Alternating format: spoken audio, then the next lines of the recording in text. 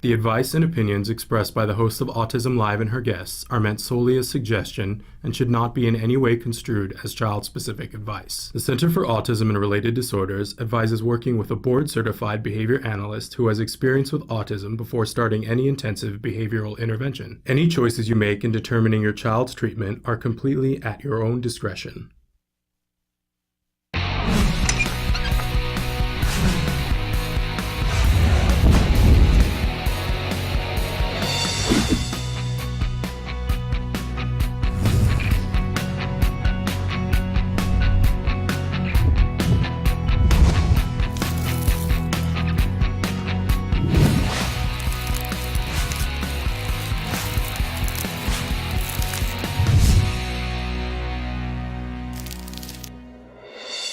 Good morning and welcome to Autism Live. I'm Shannon Penrod and we're webcasting to you live from the Center for Autism and Related Disorders headquarters in Tarzana, California. It's Thursday. So grateful to be here with you today. We've got a lot we're going to talk about. We're going to be with you for 2 hours here live talking about autism from a 360-degree perspective. We hope that no matter where you are on the spectrum, how you're involved with the spectrum, that we can be a resource for you to help you connect with the things that you need to know to make the progress that you want to make. And that's different for all of us, right? We have to say that right from the jump, that it's going to be different from everybody. So there's a lot of material to cover, and it really is driven by you. This entire show is meant to be interactive. We hope that you will participate with us, and Emily's going to show you some of the different ways in which you can. So, and while she's doing that, I'll remind you that our homepage is autism-live.com. When you go there, lots of things to do, not the least of which is to check out our blog. And also, please sign up for our free newsletter. And we're about to roll something out that I think is going to be really exciting to you guys. We're going to partner with some companies who want to help you to save some money. And that's going to be critical that you're on that newsletter list so that you can participate in those things. So please sign up and share that information with others so that they can participate as well. But there are many different ways that you can be watching the show. And if you want to watch it on the homepage, autism-live.com, all you have to do is go there. You see a desktop, and on the desktop there's a computer screen, and there'll be a little triangle. Sometimes, depending on which computer device you're on, it'll automatically play. Others, you have to click on the triangle to get it to play. And you'll notice that up in the corner there's a little thing that says playlist. You can go there and cycle through and see the most recently recorded shows. You can go back through anything, but there's always something available there to see, either the live show or the most recent show, or you can cycle back. Now on the other side of the page, there's a series of white boxes, one that says Shannon is answering right now, and then below that it says your question. That's your opportunity to put your cursor there, start typing, hit enter, and it will show up here on my screen, regardless of whether I'm here or not. So sometimes you guys write something in over the, throughout the night hours here, because I know some of you are watching in different countries and it's daytime for you, but it's nighttime for us. But it shows up here on the screen, and that's a wonderful thing because it's a way for us to interact. There is about a 2-minute, we think now, I'm always trying to gauge just exactly how long does it take for it to go from your computer up to a satellite and come down to me. I think it takes about 2 minutes depending on where you are. So if you're watching live and you want to ask a question of any of our experts who are here in the show, make sure you ask your questions early. In fact, you can ask them in advance. Somebody has already sent in this morning a question for Dr. Tarbox. We love that. So ask in advance and or ask during, but just make sure that you ask early enough that they're still here when I get the question. It's completely anonymous. You don't have to log on. No one is asking for any money or credit card information to bill you at a date sometime in the future. It's not about that. This is about getting you resources and doing it for free. Very proud of that. I will tell you that we are trying very hard to keep being able to do that as long as we can, but we're looking for sponsors. If you know somebody who has a business that's related to autism who would like to be sponsoring this show, we've got many different ways for them to participate. Let us know, because we want to be able to bring this to you for free. We know that you don't have money to spend on anything that you don't have to spend on, and you shouldn't have to spend money on information, right? So spread the word, let people know that you're watching our show, and if you like it, let them know that you like it. If you don't like it, let us know why so we can change it. We're here for you. All right, we like to start out the show by reminding you that while we'll have a lot of experts here on the show, I won't be one of them. I'm a mom who I was also a teacher, and my son was diagnosed at the age of 2.5. He's going to be 11 next week. I can't even believe it. But he's doing wonderfully. My goodness, I just couldn't be more proud of him, how hard he has worked, and all the different things that he has had to go through to get where he is. And of course, he's still making progress. He is not perfection on a stick, but nor do I want him to be perfection on a stick, but he's luscious all the same. And I know that makes me one of the luckiest people alive, because he had lost all of his functional communication. He had lost any ability to communicate with anyone about anything that he needed, and we got the right help at the right time in the right way from the right people. And I know that makes me lucky, and I gotta be honest with you, I feel a real responsibility to help you be lucky too. And I know that looks different for everybody. You might have a child who's significantly older and you need help and support. We're here for you. We genuinely want to help hook you up with things where you are, wherever that is. So write into us and tell us. But again, I'm not an expert, but I'm somebody who passionately cares about all of our kids and making sure that you guys get the support that you need. I'll do legwork to try to find somebody to hook you up. All right, we're gonna hook you up. That's right. That's the word for the day. Okay, so we do like to start the morning with something that we fondly refer to as the jargon of the day. This is when we take on one word, one phrase, one acronym, and we try to figure out just what in the hey nani nani are these experts talking about. I don't know about you, but I consider myself a fairly intelligent person with a fairly expansive vocabulary that I don't always use, right? But I read, and I love words. I love them. And then my son was diagnosed with autism, and I didn't have time to frog around. I wanted to know, what are we talking about? How do I help him? How do I do that? And I was a little on the, shall we say, way overtired, and a little bit not, my sense of humor, which usually is on board, was a little bit stretched. And so people would use terms, and I would go, really? Really? What does that mean, people? I did eventually turn to the dark side and made jargon my friend. Instead of just getting upset about it and getting fatutzed, right? There's a good word for you. I decided I needed to start to learn these terms. It was so overwhelming, though, because every time I would look a word up, there would be more jargon. So this is why we do this every day, hopefully to make it a little bit clearer and put it in terms. First, we give you an actual definition, and then we give you something that's a little bit more user-friendly, right? Okay, so believe it or not, it's a new word today, although we use it from time to time on the show. We've never had it featured as jargon of the day. And it is it's one of those confusing words that you've heard of it before, but what does it have to do with autism? So here it is, satiation. Satiation. Okay.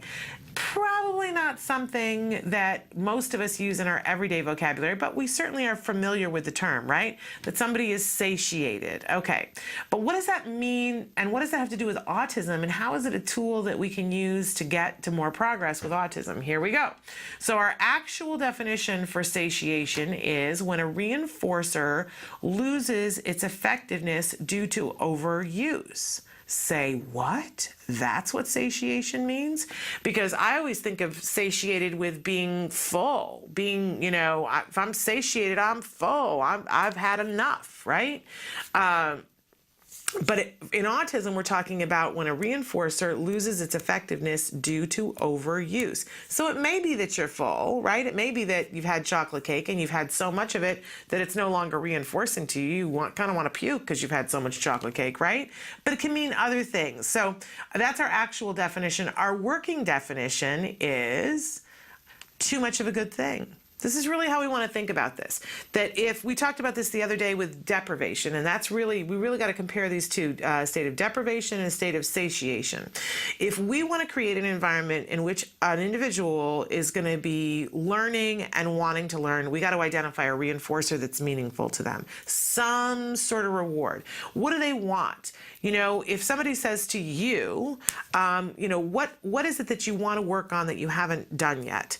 And I can think of, for me, I'm supposed to be working on a couple of different books that I haven't been working on lately. Just keeping it real, keeping it honest, right?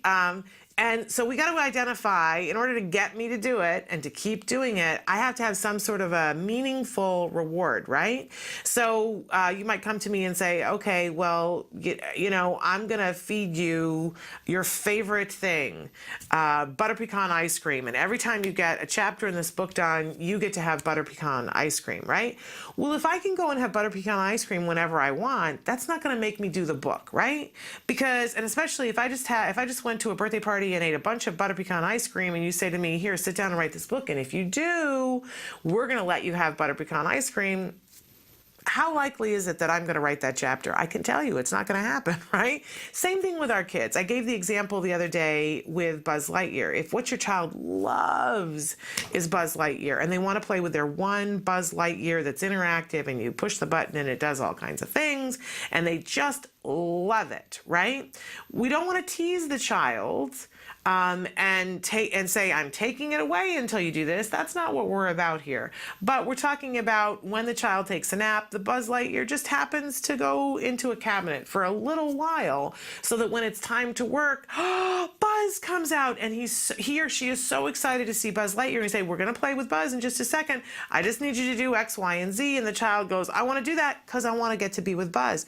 But if they get to have Buzz all the time, what's the likelihood that Buzz... What we're trying to do is super power pack Buzz or whatever the reinforcer is. We want to make it meaningful to the child. But if they get to have it all the time, is it going to be as meaningful? You know, it does make me think about the old saying that the grandmothers used to say about, you know, men don't want to buy the milk if they've already had access to the cow, that kind of thing. But you know, we're doing this in short little spurts, and we're not taking away whatever the thing is forever. We're just making sure that the child isn't satiated. I remember going to an ABA training a couple of years ago, and somebody who just loves the ABA jargon was leading the class, and she had these gummy bears, and it was a really dry part of the subject, and the room was really hot, and so everybody was just getting a little spacey, and so as the leader of this training, she was up at the head of the room, and she said, okay, I've got gummy bears, so who can tell me, you know, what we do when X, Y, and Z happens? And so people started raising their hands going, oh, you know, it's this, and she would say, you get a red gummy bear, and she would give the gummy bear. And so for about a half an hour, everybody kind of perked up, right? And it was kind of fun, and you got a gummy bear, and then you got a little sugar rush, and you kind of got back on your game. And then it got to a point, though, very quickly where it was still hot in the room, and, you know, people were still struggling, and now, you know, you got gummy bears stuck in your teeth, and you got a little bit of a sugar buzz, and now you're getting a little, I don't really want to eat any more of them, I'm going to get nauseous, right? And I remember at that point, she would say, okay, who wants to answer this for a gummy bear? And nobody raised their hand, and she went, oh, you're satiated. And I remember thinking, what? But that's exactly it. The reinforcer, we'd had enough of it. We didn't want it anymore. She needed to move on to a new reinforcer because we'd had enough of that. So we keep satiation in mind about, is this reinforcer? And it will be reinforcing again. It's not as if those gummy bears would never be reinforcing again. It's just in that period of time, they weren't as power-packed anymore because we just had them. But she can come back to it again. And if she knows that gummy bears are really the thing, she's going to save the gummy bears for when she needs to get through something really difficult. We do the same thing with our kids, and it doesn't have to be something that's edible. Remember that. It can be access to a toy. It can be access to screen time, right? I see this with my son all the time. If he has video games whenever he wants, then he will not do the things that I need him to do. And I always have to remind him that having access to screen time is a privilege, not a right. right? And so we have rules about when and how much he can play video games, because first of all, it's best for him, right? Because he could go down that rabbit hole. And second of all, I need that as a reinforcer to get him to do some of the things that are hard. So if I give it to him endlessly, I'm not going to get there. Deprivation and satiation, two tools to be aware of for setting up circumstances in which our kids are more likely to be successful or more likely to fail. So use them wisely, deprivation and satiation. And now, sometime in the next couple of weeks, you're going to use satiation in a sentence and go, who said that? It'll be okay. We'll all survive. We'll go into jargon land together, holding hands. All right. We always have a question for you at the start of the show in the morning that we hope to have an opportunity to look on Facebook to see what you guys have to say. We want to know, what resources do you wish you had? We asked you the other day to look at your plus and minus column and look and see what you had in your plus column. What do you wish was in your plus column? What resource do you wish you had? I had a very interesting conversation the other day here on the show with Caroline Wilson, who is the executive director of Autism Society of Los Angeles. And she's got 2 adult children on the autism spectrum. She's been, working in this field for a long time and knows a lot of people. And I said to her, you know what I find really interesting is that in my first couple of years dealing with autism, I felt like so not empowered, and who could I talk to, and there was nobody to talk to, and I couldn't just call up a politician, and I couldn't just call up a school. I didn't feel empowered to do that, and if I tried, I didn't always get where I wanted to go. I didn't feel like I had any oomph behind, and I said, now it's ironic that I don't need those resources for myself. I use them for you, but I have access to so many things now, and that it's very exciting to me, and I wished I'd had those resources for myself early on. And she said, but that is why parents volunteer. That is why parents get involved in the community, because once you do, and I thought, I never really thought about that. Once you start volunteering, you do get access to more resources. And people listen when you call, and that happens when you volunteer. So if you don't have the resources that you want, and let's name them. What resources, who do you wish you could call? What do you wish you had? Because it's very possible that there's a way to either someone else can connect you with it, or that through volunteering, you might very well have access to that in a very quick amount of time. So write in, want to have an opportunity to look at that a little bit later on. Now, we also always have a topic of the week, and this week, our overreaching topic is using what you have. What's available to you? What is in that plus column that you're not using? Sometimes it's that you know somebody that has influence maybe in another field. I always talk about the fact that when Jem was diagnosed and we wanted to do some biomedical intervention, and I found out how much it was to just do the preliminary tests for it, and I went, well, that's not going to happen. And I'll tell you, it ate at my stomach lining that how could it be that I was going to say no to a whole portion of things just because I couldn't afford the testing. And my husband and I decided, and believe me, it was not an easy decision, but we decided to hold a fundraiser for the biomedical testing for our son. And we had to sit down and do that plus and minus column. What do we have at our disposal? We live in Los Angeles, and we know an awful lot of talented people, some people that you would also know that are on television and have those kinds of lives. And so we asked some of them to donate things for an auction for the event. We asked some of them to perform. And we had friends who had a restaurant that they needed some more business. And so as long as people came and ate something, they were fine with giving us their facility and their, light board and their sound board and everything. And they had a little stage there. And so we invited people and had a great evening, raised all the money that we needed to do the biomedical testing. And honestly, I was a little embarrassed about it because I thought, I wish that I could just afford this, and it seems embarrassing that I can't. But overwhelmingly, people said to us, we're so glad you did this because we have not known what to do to help you. And this was something that we could do. And so we really want to thank you for asking us to be a part of this. Was really so life affirming. But that was an example of us using what we had. We had some people who could do a show. Now that may not be all of you, but I guarantee you've got something. You've got something that you can use. So let's start brainstorming about how can you use what you have. All right. And then a lot of different things that we're talking about here today on the show. We've got some great guests. Dr. Adel Najdowski is going to be with us in just a few minutes to talk about real progress. We have some more autism news for you today. We're going to give another Autism Ignorance Award out today. I'm not going to give away who it is we're going to give it to, but you're just not even going to believe this. Let me just tell you now. And then a little bit later, we have Dr. Jonathan Tarbox is going to be with us for Science Beat, and he's going to be answering your questions. So all of this, and we're going to hear a little bit about what went on at ABAI this last week. I can't wait to hear. So all of this and ever so much more after these messages. Stick with us.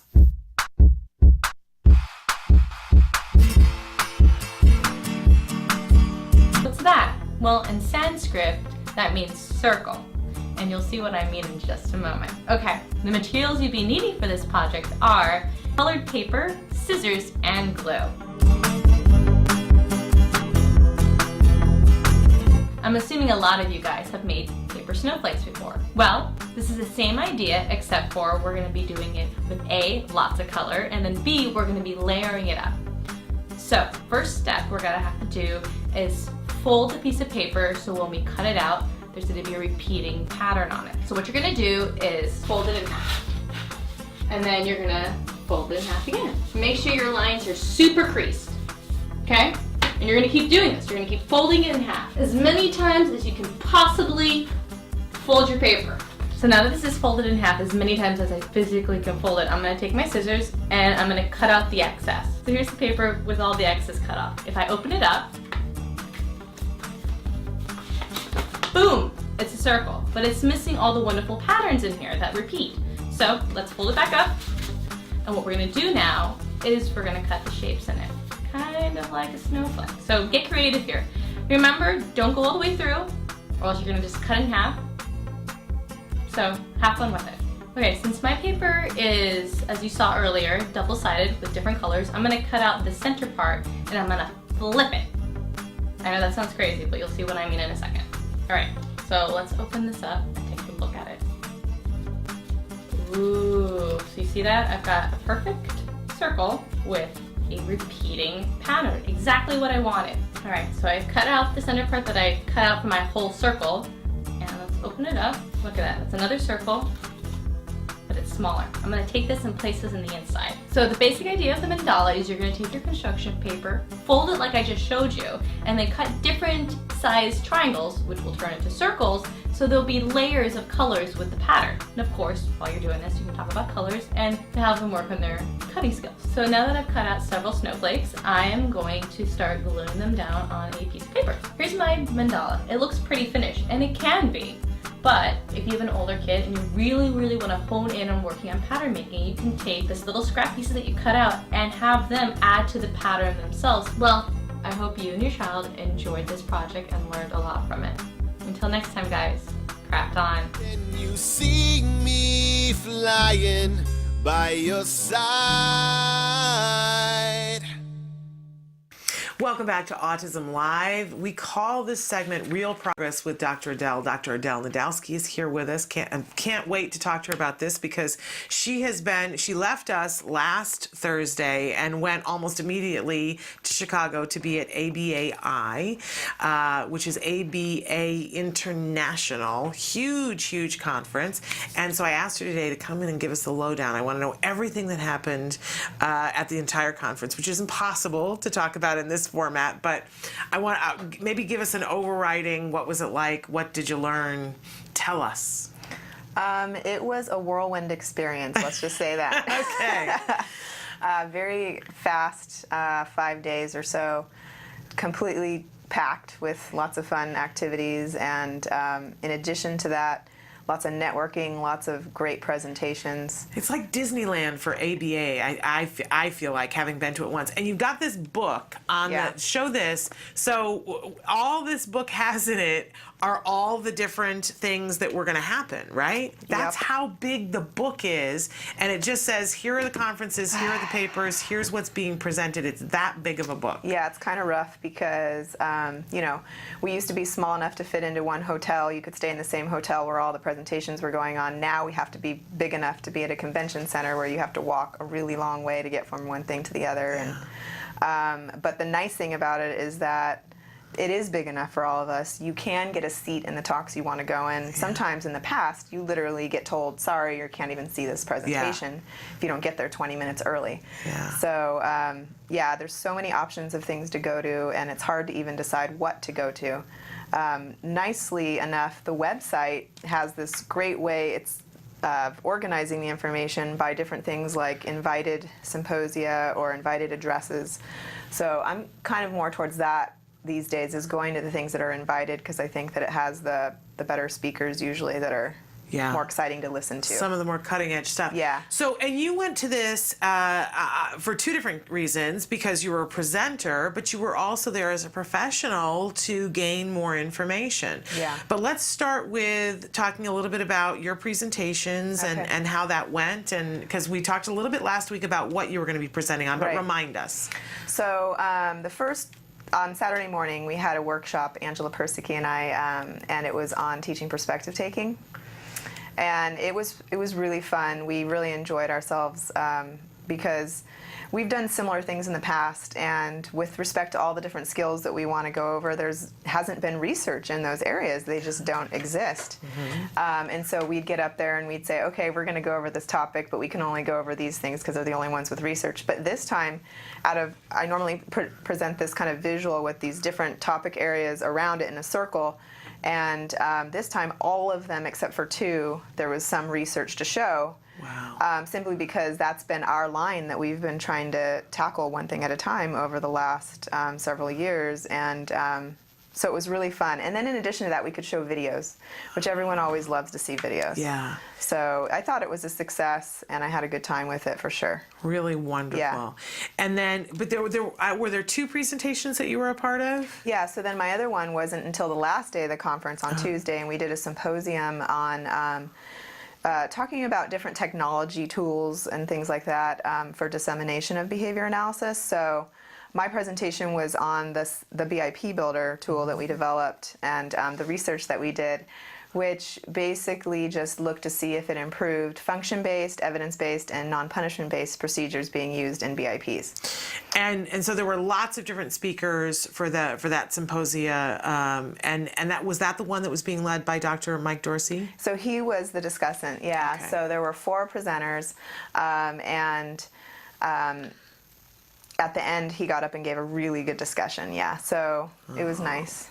We missed being able to see him. I liked his discussion a lot because he said, you know, you go to these symposia and you see these discussants, and for the most part, they're focusing on like what they liked about every study, and they're being really nice and everything. And he said, but I'm old school. And that's not how we used to do discussions. So I'm going to act old school up here, and I'm going to tell you what I think you could do better, or what you could do next time, or how it could be improved upon, or those kind of things. And so it was fun. I enjoyed it. Oh, that's wonderful. I would have loved to have been there to see that. Well, I'd like to take a short break and then come back and have Dr. Najdowski talk about what she saw and what she heard there that sort of expanded her mind a little bit, what she learned. So stick with us.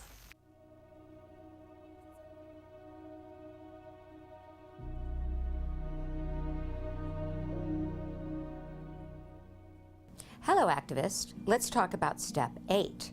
State your intention. Conceive it, believe it, achieve it. Author Napoleon Hill wrote that 100 years ago. The Power of Positive Thinking. Norman Vincent Peale wrote that 60 years ago. See, practicing positive focused thought has been around a long time, long before The Secret came about. That's because practicing positive focused thinking really works. Think about when you drive somewhere in your car. You don't just go around in circles. You have a destination, right? I mean, sure, there's going to be speed bumps and detours along the way, but you know where you're going. State what you want to achieve. Say it aloud, write it down. I have Post-its on my computer. One says, get Wyatt all the treatment and therapy he needs to reach his full potential. Step 2, help other families. The focus part is really important because I realize that in this lifetime, I'm not going to be elected president or become a rock star. But I'm doing okay on those first 2 steps. Live in a state of knowing you will reach your goals for you and your child. Until next time, keep the faith. Welcome back to Autism Live. We're here for a segment we call Real Progress with Dr. Adel. Dr. Adel Najdowski is here with us. She's one of the co-creators of Skills, an amazing, amazing expert in the field of autism and working with kids on the autism spectrum for a really long time now. Don't be fooled by how young she looks, because it's just that she looks so young. You are young too. I mean, let's be honest about this, but you've been working in the field of autism for a long time. She's a wonderful expert, a great person at helping us to figure out how we make real progress. We're talking with her. She's just come back from ABAI. You just got back yesterday or the day before yesterday? Day before. Day before yesterday. And amazing, amazing conference, ABAI International, really people from around the world, experts in the field of ABA. And by the way, not all of them in the field of autism. The amazing range of different ways that ABA is utilized at this conference, it's mind-blowing. That's all I can say about it.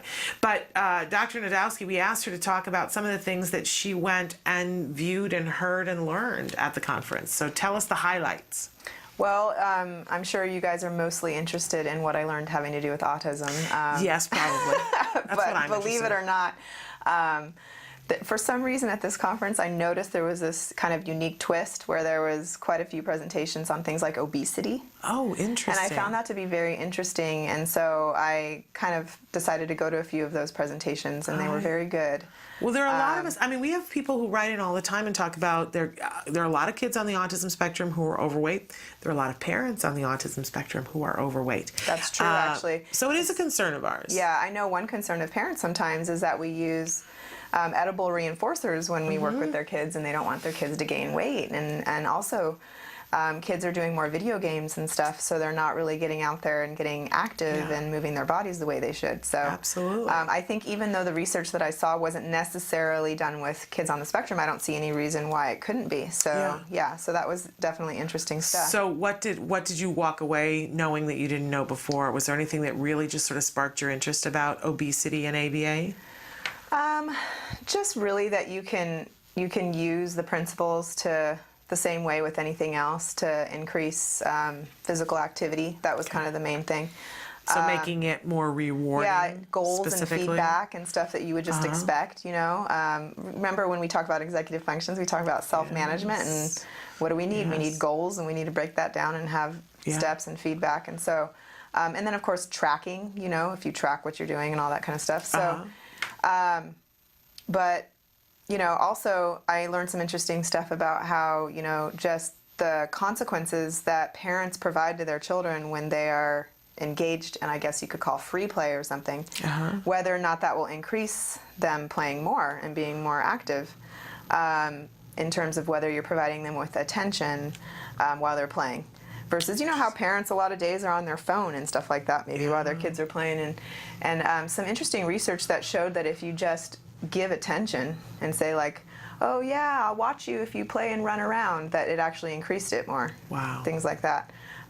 So it kind of went back to the everyday functional analysis stuff that we're used to, you know, when we talk about challenge behavior, but in the opposite way with actually teaching something. Interesting. So anyway, that was interesting. But also, I think my favorite talk was actually the talk that Jonathan gave on empathy. Dr. Tarbox? Yeah. So talking about empathy, interesting. Yeah. So what about that was particularly interesting to you? Just about how, it was more of a conceptual talk, but it was about how we could probably use behavior analysis to teach people to be more empathetic. And of course, it was centered around kids with autism specifically, but the truth is we want everybody to be more empathetic, right? Isn't that it? You know, Yeah. I mean, So- that's what our whole community wants, is for all the neurotypical community who doesn't have access to the autism community to be more empathetic. Yeah. So the argument that was given, I thought, was super cool. It was basically about how we relate ourselves to other people, and how when we're feeling empathetic towards someone, they're sad, so we also feel sad. It's more likely to be the case if we find ourselves similar to that person. So if they're a relative, or if they're not a relative but they're a friend, but if they're even further distant from that, if we have similarities, like we both have the same type of dog who got hurt, or we both, like the similar hobbies, or we have a bunch of similarities in one another, you relate better to that person, you're more likely to be empathetic, versus if you consider yourself in opposition to that person, then you're not. And that's very interesting to me, because that's kind of what you see with wars and I was just going to say, genocides that's and politics. things. That's yeah, politics. you kind of figure out that they're the enemy because they're different from you, or whatnot, and racism and all that stuff. So the idea was that if you could actually teach kids to notice and actually identify ways in which they're similar to other people, could that increase their empathy toward that person? Okay, so this is all conceptual at this point, but I'm guessing that at some point Dr. Tarbox is going to want to do some research on this. Yeah, they're going to do this as Angela Persicki's dissertation. So Wonderful. Yeah, it's going to be very cool. Very exciting. I love that idea. And just to control for the idea that that you don't want the kid just imitating you, right? So. Basically, like empathetic response simply out of imitation. So to control for whether it's just imitation versus if it's really empathy, they're going to also do some opposition statements with the participants to see if that increases their kind so of explain distance what that from the means. person. I don't really have a good example of something, but like talking about how we're different. Okay. So teaching them like some ways they're similar, and then teaching them some ways they're different as well, to see if maybe that decreases empathy a little bit as well. Which I would. So that way we would know for sure, right, if interesting this whole idea holds. So. Well, and what a beneficial area to be in, because we talk about bullying and we talk about strife and wars and all these things, and if we can get people on the same page where they're taking, I love when Dr. Grampiche talks about the key to every problem on the planet is perspective taking. If every divorce, if there was better perspective taking, every argument, any kind of conflict can be solved by better perspective taking if we have the ability to have empathy for the other person. So this is great for autism, but it's really great for the world if we can find out ways to create more empathy. Yeah, it's high-powered stuff. Really remarkable. Okay, so what else was particularly interesting? Well, I've been trying to learn a little bit more about stimulus equivalence, which is probably a very big discussion to even try to have. Stimulus equivalence. Right now. New jargon, ladies and gentlemen. Stimulus equivalence. Okay, what on earth? It's the idea that if you say one thing is similar or the same as something else, and I can't really do it unless I use letters, which I know is going to be very annoying. Okay. But if I say A equals B, and then I also say A equals C, then people derive on their own that B also equals C. Right. And that's just this phenomenon. And if you can do it in all directions, then it's called stimulus equivalence. So I went to some talks on that, but that's definitely very relevant to our field as well, because when we're teaching skills to kids, we want to get the biggest bang for our buck. Right. So we don't want to just teach in one direction all the time and have to teach every single item in that direction. But if we start teaching in different directions at the beginning, we might get them to learn some things without direct teaching. And that's always the goal. So we get to generalization faster? That's the idea, yeah. Okay. Yeah. So that's pretty remarkable. Yeah. I remember somebody explaining to me in college that the difference, I was saying about how I wanted to be more knowledgeable. And they said, no, you want to be more intelligent. And I said, aren't they the same? You know, it's like a freshman in college. And the person said to me, no, because knowledge is understanding that A equals B, and that B equals C. But intelligence is being able to figure out that if A equals B and that A equals C, that B and C equal each other. And that a lot of people don't make that leap. Yeah. And that's real intelligence, and that what we want is to be intelligent. And it's the same thing for our kids if you stop and think about it, because we don't want to just, it's that thing that I always go back to, the doctor who said to me, don't do ABA with your child because it'll turn them into a robot. And what she was saying was they'll just teach him a rote response and he'll give the rote response, but he won't internalize it. It won't be his. And what I found with ABA is that they would prime the pump with the rote response, but that the teaching was done in a way so that eventually he would not only do it on his own and it would be his own, but he could apply it to new things that had never been taught. And when we hit that space, that was when it got really exciting. Yeah. And now he just blows my socks off. So I think the idea behind it is that you don't just want to take a bunch of things and teach A to B, A to B, A to B, A to B, and try to make that solid, because you're just having to teach every new instance of A to B. But if you do A to B, and then you also train in the other direction, B to A, and then, you know what I mean, right away with each new stimulus or object that you're teaching, then they, you know, demonstrate stimulus equivalence, and they can do the new relation that they were never taught. Then the next time when you bring in a new exemplar and you start that process over, they might be able to do it on their own. Wow.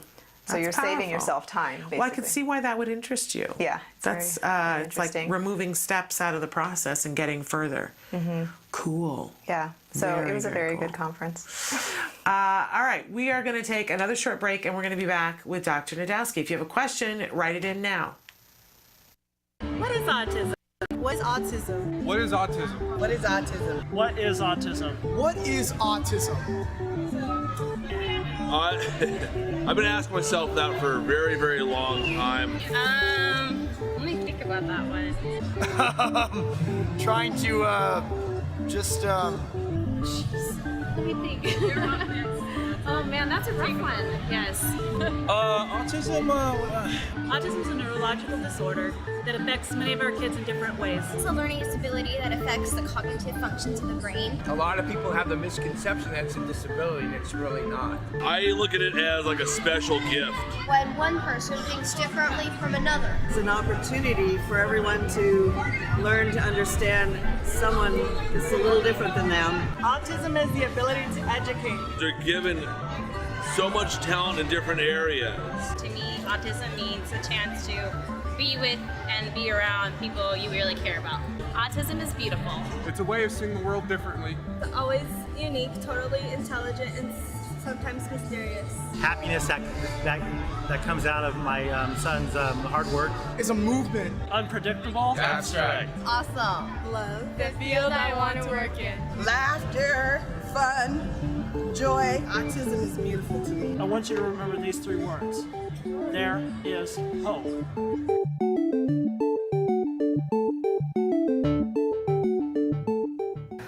Welcome back to Autism Live. We just had a question that came in that's related to skills, and so I'm so thrilled that we have Dr. Najdowski here with us, as she was one of the co-creators of Skills. I don't think there's anybody better you could ask a question of Skills about.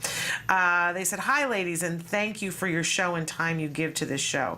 I was wondering with Skills, after your initial assessment of your child, do you need to do another one in a few months or a year? For example, my child is 4. Do I need to reassess when he's 5, or does the skills program just adjust and add other skills? Also, is there a way to tell specifically what age your child should be for a particular type of skill? For example, some of the questions on skills asked about a specific perspective taking skill. Is there a way to tell what age my child should know that? My ABA person was looking at it and seemed to think some of the questions for my son's age, 4 years, 2 months, seemed advanced. I did explain it looks at emerging skills as well, but it would be helpful if the program was specific, especially since there are so many things we need to teach my child already. which is very common for a 4-year-old, that there would be so many skills. I mean, that's part of why skills happen, right? Was that it used to be that you guys had a huge yellow piece of paper that went around a room, I'm told, that when they put it up, they had to go around the room, that listed every skill that a child would need to learn by the time they turned 8, and then it became this insane piece of paper. I never was around for that, by the way, but I have heard stories. I want to see that piece of paper. I've heard stories about it. But that was like the genesis of this all needs to be in one place where everybody can have access to all of these different things. And originally it was going to be a book, and then it became Skills, this online tool. Yeah. It is a lot. I think it would be helpful if I explained how and why we ended up with what we ended up with. Okay. So we realized we don't want to be missing any skills. Right. So if our goal is to get kids caught up to where they should be for their age, we can't just go off of what we think we should teach. We need to actually do research and figure out what are the things that typically developing kids learn. So we thought, okay, well, what's the best way to do that? And we realized going to standardized assessments would be great, the ones that have ages assigned to all of the different items. The thing about that, though, is that I think we did about 15 or so different standardized assessments, and they don't all agree with each other on the ages. So for example, like I would find the Vineland would have a little bit older age for the same skill, that the Brigance would have a little bit younger age, and things like that. So what we did is we put it all in a spreadsheet. We put the skill, and then we put the assessments across the top, and then we put the age that they said. Okay. And then we had to come up with rules for which age we were going to choose to include in skills. So we decided that the way the system would work is that you would answer an assessment, and based on those results, you would have a pool of activities that your child needs to learn. So you said, no, my child can't do these things in assessment, so now here's all the things that they need to learn. And we didn't want to limit the things you could teach your child because we put a little bit older age on it. So when we made our rules, we decided to go with the younger ages. Okay, so first off, if you feel like some of the skills seem a little bit advanced, it's because we went with the most emerging age that we found. Okay. And then also, the other thing is that we found that the ages that people put on were like, random years and months. So it could be anything from like 3 years, 3 months to 3 years, 8 months, and stuff like that. And we needed just a way of filing the information in a quicker fashion, and to bring up and have, it didn't seem that concrete, I guess you could say, either, to say like at exactly 3 years and 3 months, kids do this stuff. We got the idea that this is kind of an emerging situation. It is, a continuum. Some kids are going to do it younger, some kids are going to do it later. So we decided to file everything into a 1-year bin. Okay. And so if it said 3.8, we put it in the 3 to 4-year-old bin. And there's a lot of difference between somebody who just turned 3 and somebody who's 3 years, 8 months. There's a really big difference. There's a big difference there. So good information to have. But so what you're saying, help me if I'm wrong with this, Dr. Najdowski, is that let's say, for instance, it said this skill, the earliest possible time that we see it emerge is at 3 years, 10 months, then it would go into that 3-year bin. 3 to 4 bin. And it might be that in some assessments said, we don't really see this emerging until 4 years and 10 months, but you didn't want to limit a child by the earliest possible time you could see it emerge, you put it into that year bin. Exactly. Because the way the skills program works is it only presents assessment questions to you based on your child's chronological age. So you put in their birthday. If you say that they're a 4-year-old, then you're going to get questions that go from infant skills up to 4 years of age. Right. We don't want to limit things that they could work on in case they're on, the higher end, because basically if you can only answer questions going up to 4 years of age, then you only can get access to the curriculum that goes up to 4 years of age, right? And so we wanted you to have access to everything. So don't get hung up on all that stuff. I feel like people are stressing a little too much about this. Okay, but the reality of what she's saying is that, she wants to go in and she wants to teach things that are appropriate. But so would you say to her then, if you're looking at it and it looks like it's too advanced, then work on something that's earlier? Trust your gut? Yeah, so what'll happen is, and the original question actually wanted to know if she has to reassess too, right? Yes. Okay, so when you first start the assessment, it's based on the chronological age, it goes from infant to the current chronological age. Once you're finished doing all of that, you actually don't have to ever go back and reassess anything that you've already assessed. But as your child has a birthday and gets older, every year there will be more questions that will come out. Yeah. So, and that's obviously because now they're a whole year older, so there's more things that you could potentially be working on.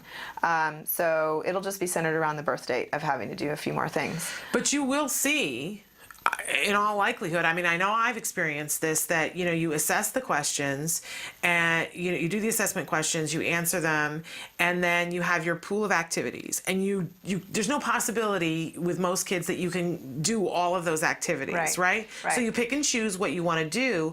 And then as you progress and you put those things in as mastered and you move on to the next skill, there have been times that I've gone to the next skill and it's been, you know, however many months since I looked at it, and I go in and I go, you know, I think he can do this, and discover that next skill he already can do because he picked it up through everything else. He just generalized, and there's a place in which you can mark that, so it adds to it.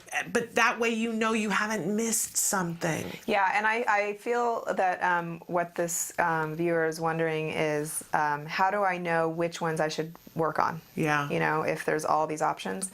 And so one of the things that I would suggest is starting with things in lower levels. So all of the lessons are placed in a level, going from 1, which is the easiest, up to 12, which is the most difficult. Mm-hmm. And if your child can't do certain skills within an earlier level, start with those lessons first. Yeah. Okay. And then once you're within a lesson, then it's all by emerging age. Start with the younger skills first. If your child's 4 but still is having problems with a 1 or a 2-year-old skill, unless that's a disappearing skill, because we know like crawling and things like that we don't do anymore once we're not an infant. But if it's relevant, then work on it even though it's a younger skill, because it's something that needs to be filled in, and usually it's a prerequisite for something else that's more advanced. And then also all the activities are numbered, so look at the number of the activity. You don't have to go in that order. We didn't want this to be a cookie cutter approach, but we do provide an order to be helpful to people. Yeah. And one other thing, I forgot about this. Okay, so then when you open up the actual activity lessons, inside of them it actually has the exact thing that emerges, so it lists the particulars about it. I was just going to say, and it's on the info. It's not only that, is it also on the info button as well? Yeah. It seems like, and then when you open the lesson, it's all there on that side column that it says this starts to emerge at a certain age. So like for example, prepositions. Prepositions is something I believe emerges at like, you know, 2 years or something. They know like in, on, and under.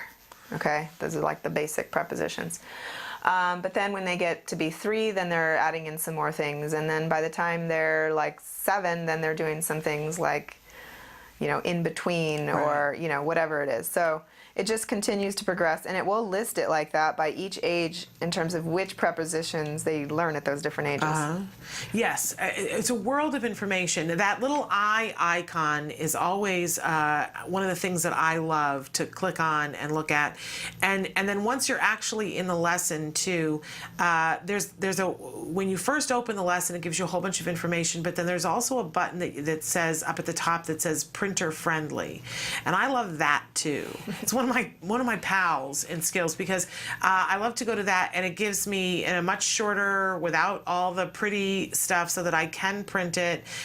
Sometimes visually for me that's just easier to handle. I don't even necessarily print it out, but it gets right to the meat of what I want in that printer friendly version one. So definitely be looking at it in terms of that. But one of the things also that I love about skills is that we are supposed to be able to customize. That's the whole point of it, is that it isn't that cookie cutter. So if you and your ABA provider together is saying we think this skill is further than where he is, then trust that. Go back and do the things earlier. But as you said, Dr. Najdowski, don't get hung up on the fact that makes him so far behind. We can't focus on that. We have to focus on what are we working on right now? What does it make sense to work on right now? And when you focus on that, you will see how quickly you get. I always think of, you know, when people want to climb a mountain, and I don't do this on a regular basis anymore, but I used to hike up a mountain. You look at the top of the mountain, right? And you know that's where you want to get. But once you start walking up the mountain, you cannot see the top of the mountain. You have to focus on where you are on the trail. That's a good point. Right? Yeah. And if you keep focusing on the trail, if you keep stopping to look and go, where's the top of the mountain, you will fall off the mountain and have to start again. Right? So you have to focus on where you are on the trail and trust that the trail leads to the top of the mountain. And if you ask a question, you go, this trail goes to the top of the mountain, right? But you must focus on where you are. It's the same thing with our kids. We have to focus on where they are right now, and you will get someplace. It's amazing where you'll get. And it's a beautiful, beautiful tool, and I'm so thrilled that you're using it, and I'm thrilled that you're using it with your ABA provider. And it's a good question, too. Yeah, really good question. One of the best I've ever been asked about skills. So. Great. Thank you very much for that. Okay, we have one more. Do you have time for one more question? Yeah, sure. Okay, hi Shannon and Dr. N. I see my 4-year-old withdrawing more socially lately. By the way, you're Dr. N now. I love it when you guys abbreviate for them. I'm going to start calling you Dr. N. How about Naj? Naj, there we go. That's too much like Madge. Like Madge, you're soaking in. Everyone calls me that, though. Madge? That's my nickname. I've never called you Naj. Okay. Places we used to play at, like Chick-fil-A, he loved. And now when we go, if there are kids, he asks to leave and becomes anxious. Before, we would sometimes try to talk to other kids, but now he seems afraid and just gets anxious. We went to a party recently, and he did not want to play with kids and sat with us the whole time while my daughter joined in and played right away. He just seems more anxious around kids than he was before. Will my child ever play with kids, and how do I help him with this? And is this normal for him to be anxious now that he wasn't before? Thanks so much for your time. This is a great question for Dr. Najdowski, because you know a lot about play skills. I love to come to you with play skill questions. So, does it say how old? 4. Okay.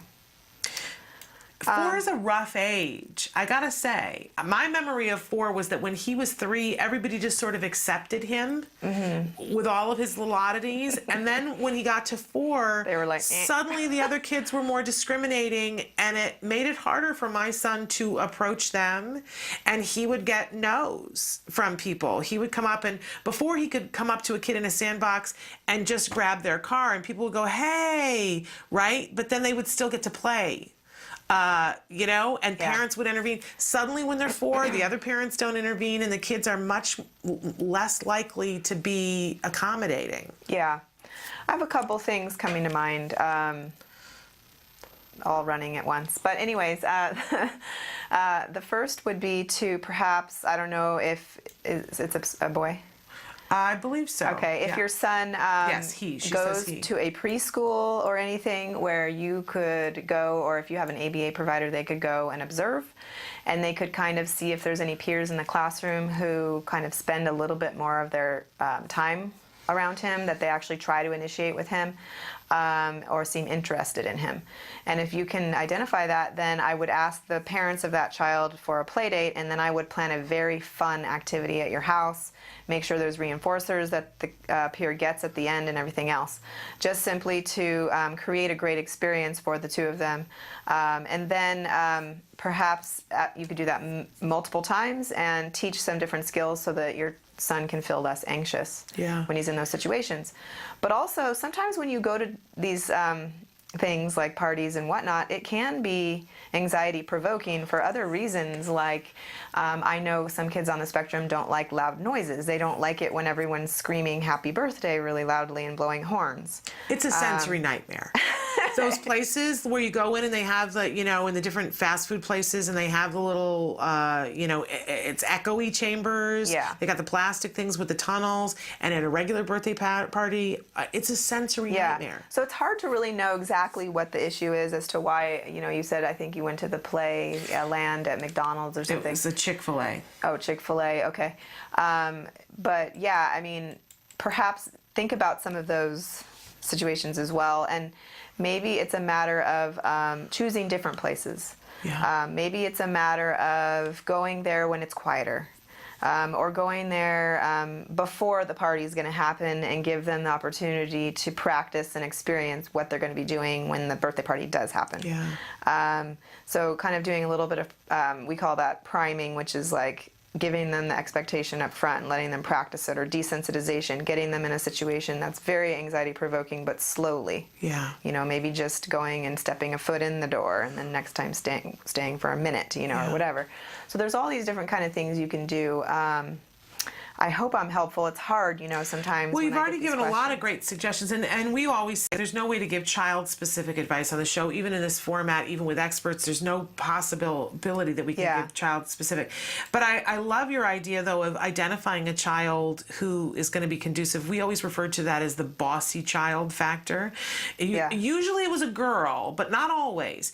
The kid who would, because sometimes our kids don't know what to do, and the bossy child who would stand there and say, now you're going to stand here and you're going to do this and you're going to be the dog and I'm going to be the mom, and you know, really helpful to our kids when they're first figuring out how to socialize. And identifying that kid, and so narrowing it down to just one, because stop and think about when you go to a party, and if you don't know anybody. I was just talking about this, about I'm going to a party on Sunday, and I was saying to another friend, you know, it's a party where there's going to be a lot of people, and she said, oh no, I'm not going to know anybody. And I said, what are you talking? You're going to know me. I'm going to be at the party. We'll know each other.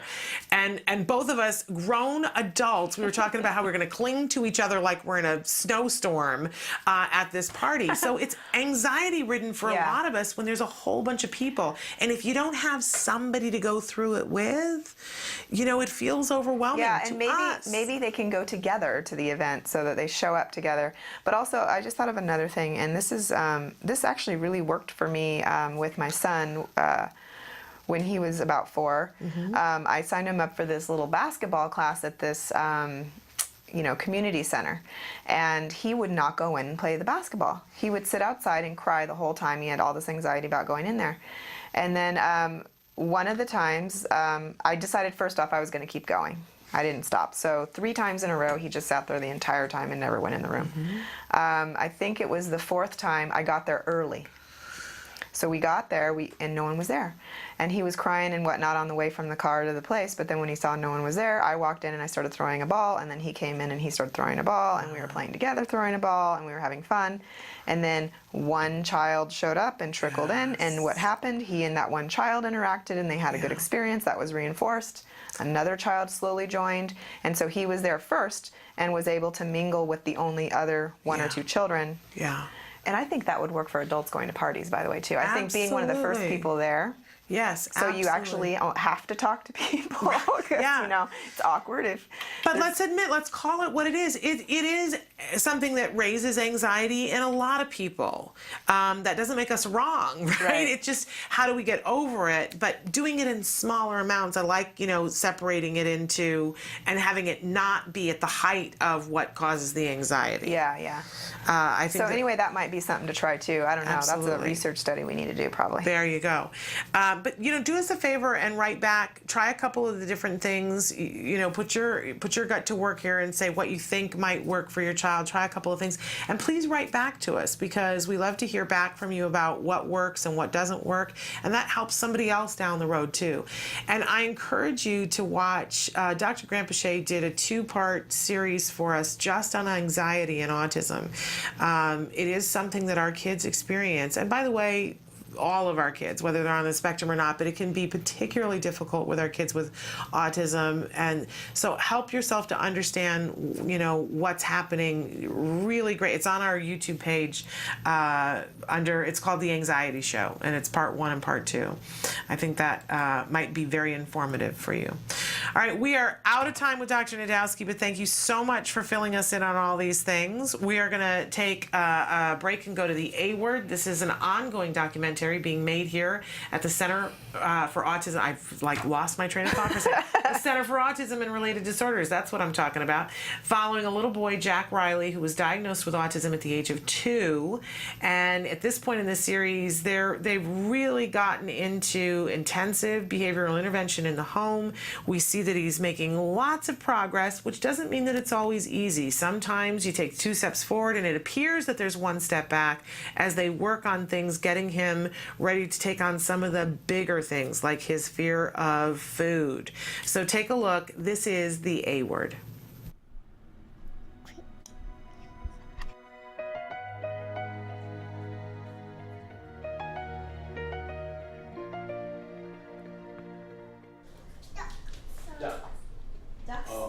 to watch the duck song. You'll want to do it for an hour. Okay. Okay, One Turb. time. One time duck song, okay? Mike warns Jack Riley that he will be allowed to watch the duck song one time only. He does this so Jack Riley can anticipate what will happen once the song finishes. Transitions are difficult for him and others with autism because they have a hard time anticipating what comes next. Because of this, they have a hard time planning ahead and being flexible. These skills are considered executive functions. You guys have to watch this. Duck song. Oh my gosh! Oh, I gotta turn the music. I gotta turn the sound up. And he said to the man running the stand, hey, bump, bump, bump, got any grapes? The man said, look, this is getting old. I mean, lemonade's all we've ever sold. Why not give it a go? The duck said, how about no? How about no? Then he waddled away, waddle, waddle. Then he waddled away, waddle, waddle, waddle. Then he waddled away, waddle, waddle. Till the very next day. Bump, bump, bump, bump, bump. Okay, go. Why not give it a go? Yay! All done. Say bye-bye, duck. Bye-bye, duck. Bye-bye, duck. Bye-bye. No. Oh, no. Bye-bye, No. duck. Later. You know, anger's a cool thing at different times, but not right now. Hey, we'll watch it again later. Say bye-bye, duck. Bye-bye, duck. Say, I'll miss you. I'm sad. I'm sad. I'm sad. I'm sad. It's okay. Learning how to transition is a life skill. Every day, one is constantly transitioning from one activity to the next, and he needs to cope with changes without tantrums and not be fixated on doing the same activity repetitively. Watching the duck song is incredibly reinforcing for him, and he needs something just as interesting to transition to. Hey, Jack, here's Dad waddling. Waddle, waddle. Waddle away, waddle, waddle. Waddle away, waddle, waddle. There you go. Oh, the big old shark's gonna get you. I'm gonna swim and get you. I'm gonna get you. Yeah, he's been really good about saying what he wants lately. We've really been pushing language a lot. More shark. More shark. Ah, more shark. Okay, ready? Ah, more shark. What should we play? Tozzle. Well, tozzle's for brushing your teeth. Do you want to brush your teeth? Tozzle's this game on his iPod that he only gets when he brushes his teeth. Say, Mommy, I want tozzle. You want tozzle? I don't know if that means he wants to brush his teeth. It means he wants tozzle, but sometimes we brush his teeth to get him to get it. Show me E. Show me ah. Good job. He doesn't like it when I look because he knows I'm going to take it away. I'll count you down before I take it away, okay?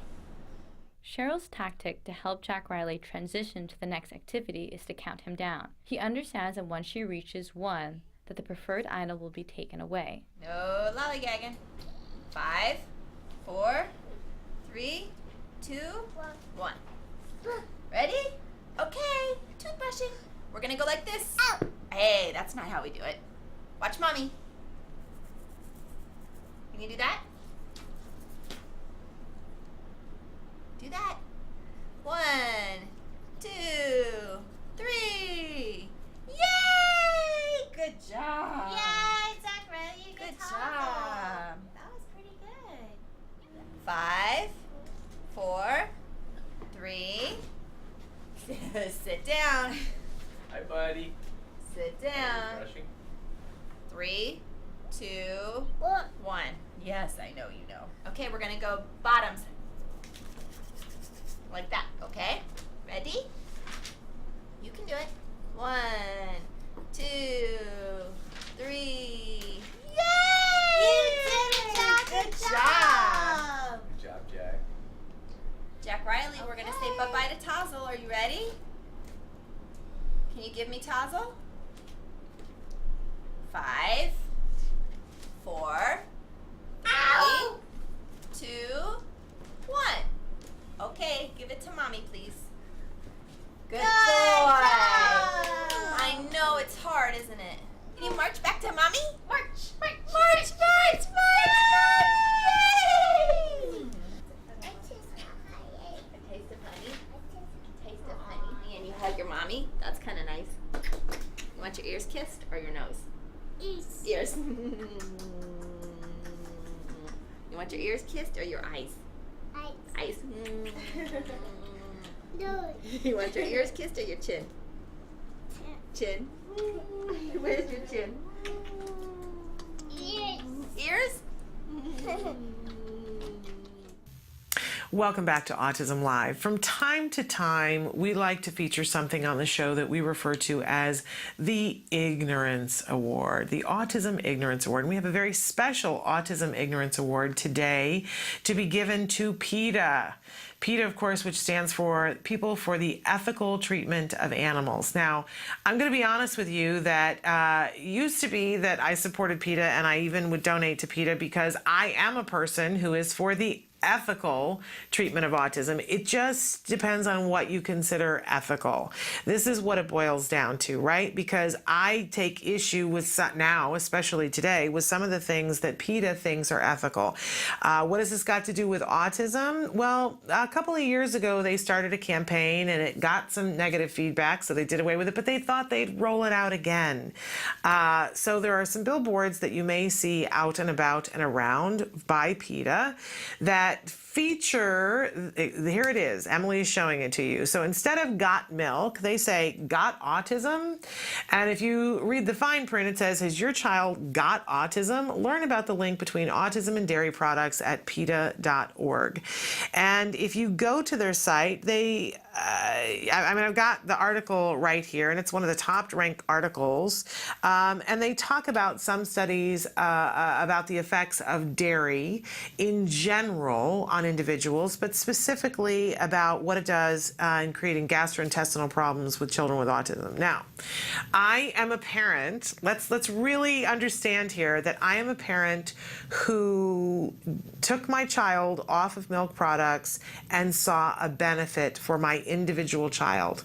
And we've talked before on the show about gluten and casein, and that they have those two things have the potential to be something that can prevent some of our kids on the autism spectrum from being able to learn at the rate that they want to learn. It can cause behaviors in some of our children. I firmly stand by that. I have a child who benefited from coming off of dairy. So I don't disagree with PETA wanting people to understand that sometimes taking your child off of dairy, depending on your individual child, could benefit them. What I have a problem with is the way in which they're doing it and saying it. I am an autism parent. I am somebody who does believe in the ethical treatment of autism, but I am not for being unethical about how you pursue that, and this seems unethical to me. It's in your title, folks. It's not the first time that I've taken issue with the ethics of PETA, I'll be honest, but this is so offensive, and it's not even your first time out the gate with this. People told you overwhelmingly when it was 1 in 88 that we found this offensive. So I have to ask myself why, when it's 1 in 68, you would pull this out of the mothballs and decide that you want to revisit it. Who is it exactly that you're trying to help? Because if the autism parents are telling you that we find this offensive and you're supposedly marketing it to us, I just don't think you are. I have to say, since you've already gone through this once, I think what you're looking for is publicity, and now you have it. I hope you're happy with the negative publicity that comes from this, because and I don't think if you're looking to save animals, first of all, why are we talking about milk? If you're talking about organizations that milk cows and hurt them, then let's talk about that, right? But I don't think it's unethical to milk a cow. If you leave a cow with milk in its udders, it's going to be painful to the cow. Anybody who's ever been on a farm can tell you that. So where are you coming from? We don't get it. It seems a little confused to me here. If you really, really want to benefit, give a benefit to autism parents and talk about some of the different studies that you list here on your page, then you need to go about this in an entirely different way. And if you're looking for just publicity, congratulations, you've got it. Now you've got 1 in 68 people really ticked at you because it's super duper offensive. Thanks so much for your ignorance to PETA. But that's just how I see it. So continuing on, we're going to take a break, and then we're going to be back with Science Beat with Dr. Jonathan Tarbox. Stick with us.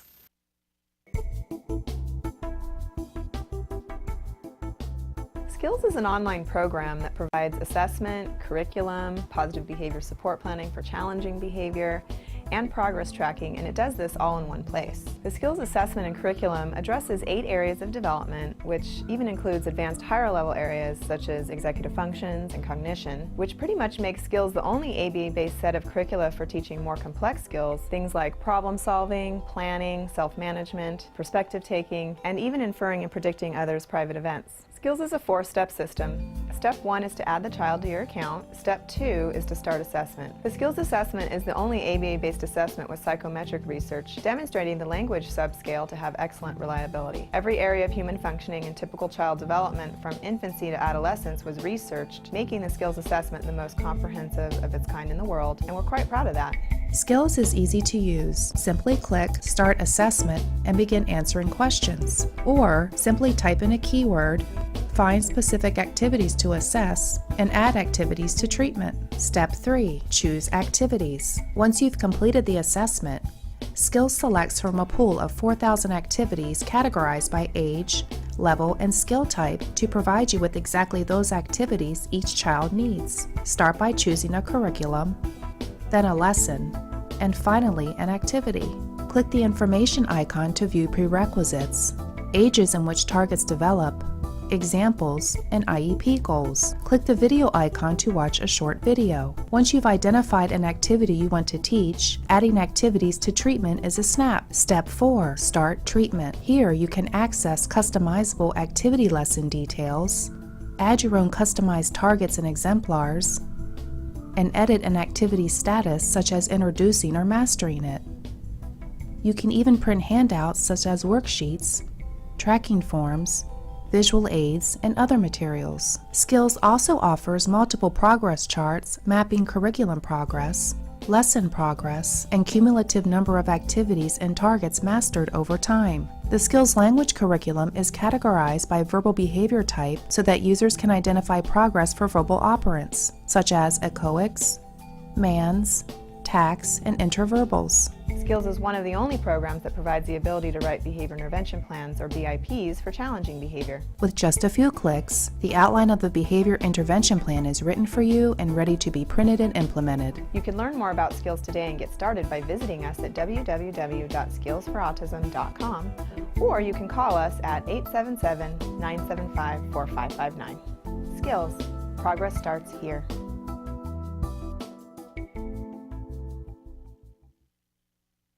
Welcome back. You missed the rant that I just gave about PETA off camera. Oh, I'm a little angry. I was just saying to Emily, look, you know, I'm somebody who was a vegetarian for how many years? My child doesn't eat red meat. I'm all about not testing on animals. And if you tick me off, PETA, then you're clearly you're barking up a wrong tree. I'm just saying. In any case, I got so fatutzed about wanting to talk about the PETA thing that I really didn't give an opportunity to talk about the A word at all today, and that's remiss of me because that's something that's positive. I want to remind you guys to be watching the A word in its entirety. Use it as a tool. Use it as a way to help you to be able to see clearly what it is that's trying to be accomplished, whether you're trying to learn ABA techniques yourself, whether you're trying to explain it to your in-laws because they're coming to visit, whether you are a therapist that's working with kids and you want to see what it's like from the parent's point of view, whether you want to see how to set up your house. I love to look at it to see the arc of how they teach a skill to a child, and then they teach another skill, and they pair these two skills together and tie them together, and then they teach another skill, tie that together, and suddenly the child can do something that is really worthwhile after all that little hard work that seemed like, why are we doing this? So definitely check out the A word on their very own YouTube page. And they also have a Facebook page. You can be talking to those parents. They write regular blogs and write in regular things and sometimes ask advice of other parents. And so you can be having a conversation with them. It's truly a luscious thing. I also, since we're talking about training for just 1 second, I want to, yesterday, Dr. Granpeche mentioned RBT. That's Registered Behavior Technician. Want to urge you, I am getting ready. I'm taking a little bit of time off next week for my son's birthday, but the week after that, I am starting my my RBT training that I'm going to be doing, because I want to be a registered behavior technician, and I really think there's a benefit for all parents to also do the RBT. And if you want to start a study group together, I'd be all about it. So check that out at ibehavioraltraining.com. We can do this together, right? In any case, we're going to take a break and we're going to come back with Dr. Jonathan Tarbox, so don't go away.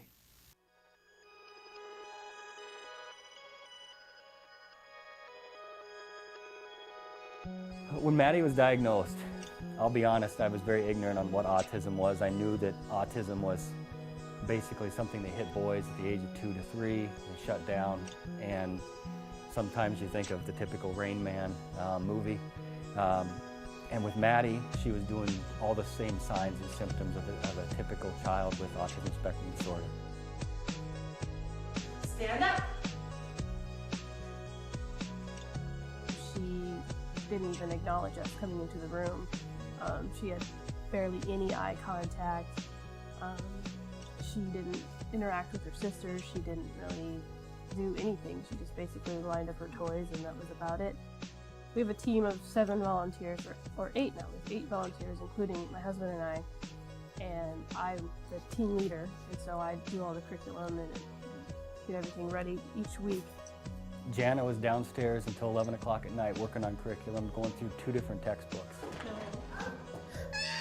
And then we, as a group, meet on Monday nights, and we would go through what the curriculum was from Jana. And a lot of times we would go, well, how exactly do you do that? How do you sit her at the table and do this trial base? What Skills has done for us, it's taken that away from Jana trying to figure out the curriculum for one. She can go down, or even our laptop, and she can sit down, and through all these questions, it comes up with the different programs.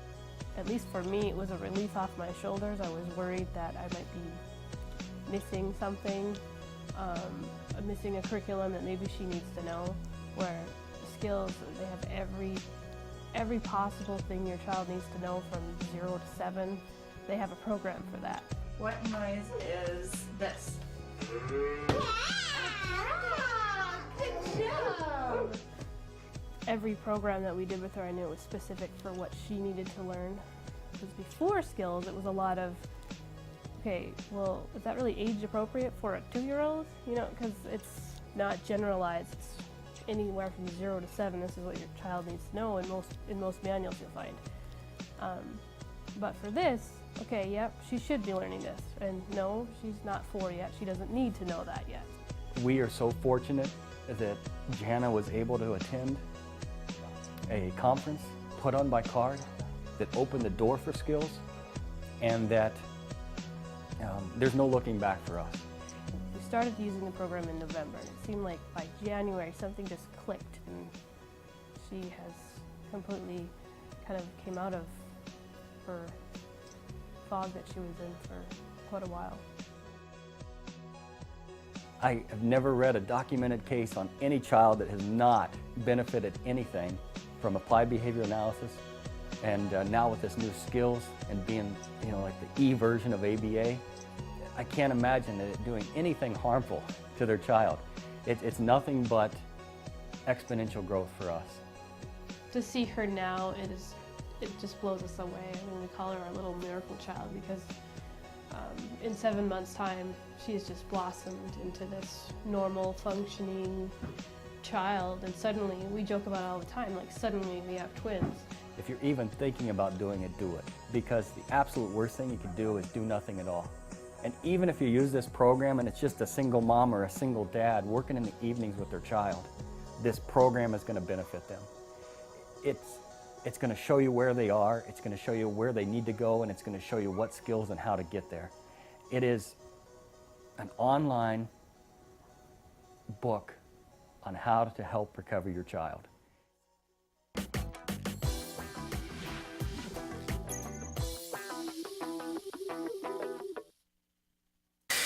Welcome back to Autism Live. So thrilled, so fortunate that we have with us the fabulous Dr. Jonathan Tarbox. This is how we end our week every week, and it's a great way to end because he is an amazing individual, an expert in the field of autism. He is the head of research and development at the Center for Autism and Related Disorders and the director of the Autism Research Group. So if you want to pick somebody's brain, boy, he's the one to do it. And early this morning, we had somebody who already knew that and sent in a question specifically for you. So we're going to jump right into that. Hi, Dr. Tarbox. My child is 3.5 and has been with CARD for 7 months, yet still not potty trained. He's on a 2-hour schedule now, both at the center and at home. His reward is the iPad. After dinner, I take him right away and leave him for 10 minutes to go poop, which he does every time, which is pretty amazing. After, if I don't ask him every half hour until bedtime, he will pee on himself. He has not manded this whole time. As soon as I take him to the potty, he says, now I get iPad. So he clearly gets that's what he's going to get. According to Dr. Doreen, you are the expert at potty training. My son is at the Garden Grove office. Also, how do I get you or Dr. Doreen to look at his file to see how his progress is? He is getting 40 hours. She says, thanks, love you guys. And we love you back. Yes, well, and thank you for the praise. It's great. I love it. Yeah, so we do, and I should say I have a cold, so I've almost lost my voice, and I may lose it again. But, okay. We do consulting internally, so I could definitely help out on this case. So she should just ask her supervisor to contact me directly through email, and that's the best way to do this. The 30 seconds of advice I could give right now isn't really going to be that helpful compared to me actually spending a few hours going over her kid's program, talking to the supervisor, talking to her, and really digging into it intensively. But that being said, first of all, amazing success that he's going number 2 on the potty. I mean, that's usually the biggest challenge. So if that's happening reliably, man, that is really important. Yeah. As far as the needing to remind him every 30 minutes after that, after dinner, he might be having too many fluids a little too late. So we want to make sure he gets plenty of fluids during the day so he's hydrated. But it's fine to really do minimal fluids even during dinner and after dinner, depending on when he eats dinner. The last couple hours before bedtime, a kid doesn't need to drink a lot, really minimal. So that could be part of it. It sounds like getting him to initiate, though, or manned to use the toilet is the one of the major challenges. Like any other communication skill, the way we get a kid to learn that is through intensive prompting. The behavior happens, and they get a big reinforcer as quickly as possible. So it sounds like he knows that he gets the iPad right when he goes on the toilet, but you might still have to make an even more obvious and clearer connection between the behavior of asking for the toilet and getting the iPad. Okay. So you could even start out by saying, I don't know if he's requesting vocally or with a picture or maybe signing potty or toilet or whatever, but you could start with that as soon as he gets to the bathroom, give him an iPad, maybe even while he's sitting on the toilet, and then gradually fade to he needs to request, then go on the toilet, void on the toilet, and then he gets the iPad. Okay. But it's the same basic process. At first, it's going to require a lot of prompting, and that's the easy part. The tricky part is fading out the prompts so it becomes independent. Okay. But really important that and I was saying that I feel a kinship with this mom. You and I are cut from the exact same bolt of cloth. That there's a sense of worrying about, is it going to happen? And I was exactly the same way about when and how is it going to happen, and being so painfully aware of the time passing. And I can't wait to sometime meet you and hug you. And I would like to point out that potty training, even though it's a major challenge and it is one of the toughest things you do, it almost always works. I've never met a kid who's been in a good quality ABA program for at least a few years that was not able to be potty trained. Yeah. I think I've said on your show before, we've potty trained 50-year-old individuals with profound intellectual disabilities who had never been potty trained their entire 50-year life, we're still able to get him to go on the toilet. Right. So it's definitely doable. It's going to happen, and you've got so many pluses in your column already. The fact that the poop is the harder one to do, by far, and that he's doing that reliably. And even though it's frustrating to you right now that if I don't prompt him every half hour after eating, we're going to have an accident, the good news is that you know what the time interval is. You know exactly what it is, so you can catch it, and it won't always be that way. He's not going to be 18 and you're going to have to prompt him every half hour. But I used to worry about that. I used to worry about, like, when is he going to be able to do this on his own? It's going to happen. But here's what I want you to do. I want you to send an email today to your supervisor and say, hey, I had talked first on Autism Live to Dr. Grant Pichet about having somebody consult, and then today I spoke to Dr. Tarbox on Autism Live, and he said to send you an email, so I would love to have him consult on the case, and then do me a favor and CC me on it. And so, you know, so that it's, like, I can speak to the fact that that actually happened. Not that I think your supervisor is going to drag their feet about it, but it just, you know. And so my email is s.penrod@autism-live.com. And then, you know, so then we'll just make sure that happens, right? It's no problem. It's easy to make. And he said that he was thrilled and it was easy to make that happen. So that's how we're going to get that done. And then you can be a happy, happy camper, which is what we want you to be, because we want your kid to be a happy camper too. All right. And I have to say too that I love how on it you are, and I love that he's getting the 40 hours, because I know that took some doing. I wanted to say that too. Yeah, that is fantastic. Really so you're doing all the right things, and it's all going to be to your child's benefit that you are doing all the right things. So big love we're sending you, and we're going to take a short break, and then we're going to come back and have Dr. Tarbox talk a little bit about why taking data is so important for parents and how can parents do it. Because I got to say, you know, I hear data and I go, I don't want to, and I don't really get the data sheets, and I want to do it in a different way. I don't want to, right? I get whiny. So Dr. Tarbox is going to tell us how and why we can do it, but really the why is important. So stick with us more after these messages. Hi, welcome to Camp Discovery, a free-to-play suite of fun, interactive learning games for kids 2 and up, designed by experts in autism. Camp Discovery will open your early learner to a world of new skills, shapes, numbers, colors, locations, emotions, and more. Let's get started. Please choose a level. Objects. First, Camp Discovery's Intelligent Preference Assessment determines your child's preferred reward for choosing correctly. Okay, got it. Let's play. Camp Discovery creates a motivating learning environment for your child by minimizing incorrect responses and maximizing successful ones. Find the shoes. Respond correctly and your child is rewarded with their favorite animations. You did it. Respond incorrectly and our unique prompting system guides your child to the correct answer by making it the largest choice. That's not it. Try again. Way to go.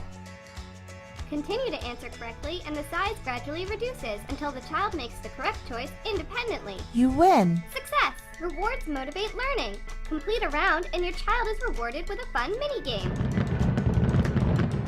Track your child's progress with easy-to-read graphs. Multiple settings options allow you to customize Camp Discovery to your child's unique needs. All this in one single app, the Camp Discovery app, available for free on iTunes, Google Play, and Amazon Store. Welcome back to Autism Live and to the segment that we call Science Beat, because we have Dr. Jonathan Tarbox, who is with us. He is the head of research and development at the Center for Autism and Related Disorders, and he is also the director of the Autism Research Group. Great expert in the field of autism. And our question for you today is, why should parents be taking data, and how can we do it so that it makes sense to us without getting really too involved to the point where it's not going to happen? Right. So, I love that you asked this question. It's a great question. It's kind of a tough one, honestly, because like you said before the break, when you hear data collection, you start to cringe. Honestly, most junior level therapists, new hires, when we first hire them and train them, they hear data collection and they cringe. Honestly, a lot of us seasoned professionals, we hear data collection, we cringe. Even though we're the data geeks and all we want to do is look at data, still, honestly, it is kind of a pain in the neck to collect data. It is more difficult than not collecting data. data. It is more effort than not collecting data, right? So why do we do it? Thank you. So the reason why we do it is because human history has proven time and time again, both in ABA and in every other major field of human endeavor, that human memory is fallible. Human memory is not good enough to make judgments about the status of things that change on an ongoing basis and that are critically important, okay? There's plenty of great analogies out there. Think about all the best athletes, right, and I always use the Olympic training analogy because it is very similar to what we do, I think, in autism treatment. All the best athletes out there, when they're training, what do after they do engage in some kind of performance? So they go for, marathon runner, he's practicing, he goes for a long run. What does he do when he's done with the run? He goes click on the stopwatch, right? Yeah. And he doesn't just look at it and then throw it out. He writes it down somewhere. And now they have apps, right, that store all of your data on your performance today. And the reason for that is because human memory alone isn't good enough, and just judgment alone isn't good enough. So you said, yeah, okay, I'm training for the Olympics. I think I did pretty well today. I think I might have, gotten a little bit faster. I'm not really sure, but my gut tells me, right? Obviously, that would be ridiculous, right? Right, they would never do that. They would never do that, right? Or let's say you're an engineer and you're testing the safety of a bridge, let's say. You don't just kind of look at it and go, I wonder if that's good enough, right? They take specific measurements, right? Because quantifying the status of something gives you much more real, reliable information than if you just kind of use your gut, okay? Well, and honestly, if you didn't take the data, then you wouldn't be able to look at it and say, hey, I got up at 8 o'clock in the morning these days and I did this one, but when I got up at 7 o'clock, I did better. Right, exactly. So you wouldn't really have a way of looking at what was working and what wasn't working and what to change and what not to change. Exactly right. And so now let's bring it back to a more concrete example of parents living with folks on the spectrum, and maybe we're taking data on tantrums, right? You'd think like, oh man, I remember when a tantrum happens, right? It's pretty obvious, right? Right. Like, it's hard to forget, right? But honestly, at the end of the week, do you remember, is it easy for you to remember whether your child had 8 tantrums versus 10 tantrums this week? No, because it all smears into one sort of hell. Right? Yeah, it really does. It honestly does. Do you remember, for example, that your child, on Tuesday, that your child had a tantrum for 5 minutes or 7 minutes or 10 minutes? Or are you going to be able to remember whether it was 30 minutes or 20 minutes? Not really. Let's just be honest, right? No way. You could remember how you felt about it. So you could say something like really bad, or not so bad. But when you want to know whether something works, just your own judgment about it is not good enough. So if we have a behavior intervention plan in place for tantrums, right? So the professionals come out, we train you, the parents, we role play with you, we practice with you, we're sure you can do it properly, and you know how to do it, and you're excited to get it done, and you start out, and what you want to know is, over that first week, are the tantrums actually changing? Are they going down either in frequency or in duration? And if you're not recording data on that, the only thing we can do is rely on your best judgment and your best memory. And so you honestly won't be able to know. Or what you'll be able to say is something like, yeah, I think they are getting better. Or it seems like they're getting better. Right. Or yeah, they're getting a little bit better. Or they're getting a medium amount better, right? But that's not good enough for treatment evaluation. Yeah. What we want to know is how much better. We literally want to be able to say, wow, Jimmy's tantrums have decreased by 50% already this week. That means the treatment is working, right? Let's keep doing this treatment. Don't change anything. Right. So here's another major reason for data collection. And there's a traditional psychology term for this that I'm blanking on, but events that are particularly intense, people remember better than events that aren't, okay? So if you have a really good day, or a lot of times in the case of challenging behavior, a really bad day, then that really bad day seems more representative of reality than the other 6 days that week that were actually pretty good, okay? So then if your supervisor comes to you and says, hey, how was Jimmy's tantrum this week? If he had one really bad day, you're way more likely to remember that one bad day, right? And so you might say something like, well, actually, it's going, it's a pretty rough week. It was going pretty bad. Right. And so then your supervisor might think, well, we better change something. It's not working. Right. But if you were actually collecting data and actually measuring carefully, what it might show is it was on a decreasing trend the whole week with one bad day, and then it continued on a decreasing trend. And if we saw that pattern, we'd say it is working, and that one bad day is a normal part of it working. Right. And what we need to do is not change anything. Okay, so don't throw the baby out with the bathwater, and it gives us that snapshot, the clear snapshot of what's actually going on. Right, and here's another nice thing is, once you get good at data collection, it's actually less stressful because you don't have to really remember. You don't have to remember anything anymore for that particular thing you're collecting data on. You just have to make the little tally mark or press click on the stopwatch, whatever it is, right? And so it really actually, once you're good at it, it even though it's still a pain and it's still some effort, it actually decreases your stress overall because it gives you something you can kind of hang your hat on. Okay.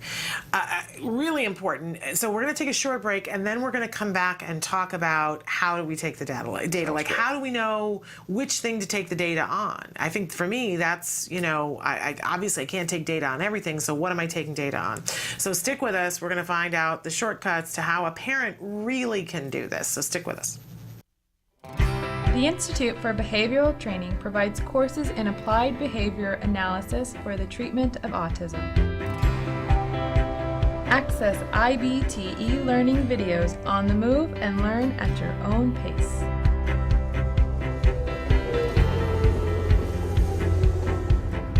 I'm going to talk a little bit about intensity. IBT e-learning makes any location your classroom on the go. So our objectives for today are to really learn what is autism and how is it diagnosed. Get professional guidance with IBT face-to-face training. IBT face-to-face training courses prepare you to effectively implement ABA-based interventions. Choose between small group and one-to-one instruction. Earn BCBA supervision hours via one-to-one video conferencing. So I had a chance to review your BIP today. You know what? It looked really good. You did a good job with that. IBT continuing education courses. Earn credit through webinars, conferences, article reviews, and e-learning videos. You can learn more at ibehavioraltraining.com. IBT, 360 degrees of ABA training. Welcome back to Autism Live and to Science Beat with Dr. Jonathan Tarbox. He is here answering questions for us about why parents should be taking data. We just talked about all the really good, important reasons why a parent should be taking data, because we're not going to be as effective, we're not going to be as helpful for our child's program if we're not. But now we want to know how we do it. Right, great. And of course, how to make something practical is just as important of a question as whether or not you should do it, right? Honestly, I think it's more important because otherwise I'm not going to do it. Right, and the ABA field gets criticized often for saddling parents with unreasonable expectations, and I would counter that and say that good quality or top quality ABA programs should always customize the expectations for the parents to the real life situation the parents are living in, right? But yeah, a hallmark of maybe sort of a junior, level ABA person or a bad quality program is they give the parents 10 times more stuff to do than is reasonable. Right. So how do we make it reasonable? Well, what we do is, first of all, you're not going to be doing a lot of this on your own. You should be working in concert with an expert clinical supervisor for your child, right? Usually a board-certified behavior analyst. Mm-hmm. You set goals with them, you figure out whatever the behavior intervention plan is going to be, whether it's toilet training, whether it's decreasing tantrums, whether it's increasing independent communication, whatever it is. Mm-hmm. And what their job to do is to figure out the ideal data collection system, like if they could pay a well-trained behavioral observer to stand next to you all evening, every evening, what kind of data would they collect, okay? Right. Then that's the pie in the sky that you can't have. Right. And then what you do is you take baby steps backwards in quality and in accuracy and validity until you get a data collection system that the parent can handle, and then you ask yourself, is that even good enough to be useful? Okay. And if the answer to that is yes, it's good enough to produce information that we know will at least give us an idea of whether or not what we're doing is working, then that's your data collection system. Okay. If the answer to that question is no, these data are just too crude, they're pointless, then you need to go back to the drawing board and start over again to think about how to customize it. Okay, so let's do an example of, we were talking about tantrums before. Great. So let's say my kid is tantruming and he's doing it not when you guys are there in the home, it's later on. And I keep coming in and talking about it in clinic, but now my supervisor says, look, we're going to need you to take some data on it. Right. I'm counting on her as a parent to tell me exactly what they want me to take data on. Okay, exactly right. And they'll work out that data collection system with you, and they should train you and actually role play with you on how to do it. They shouldn't just tell you, they should actually practice it with you, okay? All right, so there's a variety of different things you could do. It depends on the aspect of the tantrums that matters the most. If it's the duration that matters the most, in other words, sometimes they're really, really long and you want to know how long is it each day, then they'll have you do some approximation of recording the duration. So the best possible measure would be you have a stopwatch and you press start when it starts and stop when it stops. You might even be able to do that. You might be able to wear a stopwatch on your neck or keep it in your pocket or wear like a, like an athletic watch that has a stopwatch function. If you can do that and that's reasonable, great. If that's unreasonable, then maybe some approximation of that. So for example, well, even iPhones now have stopwatches. So actually, you know what? You could probably do that. Even if you're dealing with lots of other frustrating stuff, as soon as you possibly can, take out your iPhone, press start, click the disable the screen button, put it back in your pocket, and then keep dealing with your child. And then when he or she stops crying and calms down, take it back out, press stop. And even if there's a lag, like you forgot for 30 seconds before and after to press start or stop, at least it's a crude but still pretty close estimate of the actual duration. Now, let's say for some reason you can't do a stopwatch, even your iPhone. Another option would be to literally just look at your watch or look at a clock and write down the time. Don't even worry about the seconds. Just the time on the clock, write it down. It could even be on a calendar on the fridge, right? Write down the time that the tantrum started, okay? When the tantrum's done with, go back and look at the clock and write down the time again. Really simple. All you're doing is writing a time twice, start and stop. Again, as close to the actual start and stop time as possible, but it doesn't have to be perfect, okay? Now, even if you forget to write down the stop time, at least you wrote down the start time, okay? So then the next time a tantrum happens again, you write down the start time of that one, and at least that'll tell you the frequency of the tantrums, right? Which is at least another important piece of data to have. So now let's say either you don't need to record the duration or it's not practical for you to record the duration. Frequency is kind of the bare minimum, and what that would be literally just make some kind of tally mark every time a tantrum happens. So when your kid starts having a tantrum, as soon as you get a spare second, tally it on a calendar on the fridge, on a piece of, scrap of paper you have in your pocket, the notes function on your iPhone, just, press the X key, whatever. It doesn't matter, just anything as long as there's some record of it. You could even do golf talliers. That's kind of an old-fashioned way of doing it. Have you ever seen those? Or if you just Google golf tallier or clicker, you can keep it in your pocket, and you just click it once, stick it back in your pocket. And so it really is of minimal effort. The hardest part is just remembering to do it. It's not having the time to do it. But at least having a tally of it, even if you don't have the duration, is a lot better than nothing. Okay. Now, as a parent who's been charged with doing these kinds of things before, I will tell you, you won't do it perfectly. You're going to make mistakes, and then you're going to kick yourself about it, but it's important to be honest about it when you make mistakes. So if you come into clinic and you say, all right, here are the ones that I was able to mark down, but I know there was at least one on Tuesday that I forgot, be honest about that, because otherwise they're going to look at the data and they're going to, they need the clear picture. And if you say, I forgot on these 2 days, that's part of the clear picture.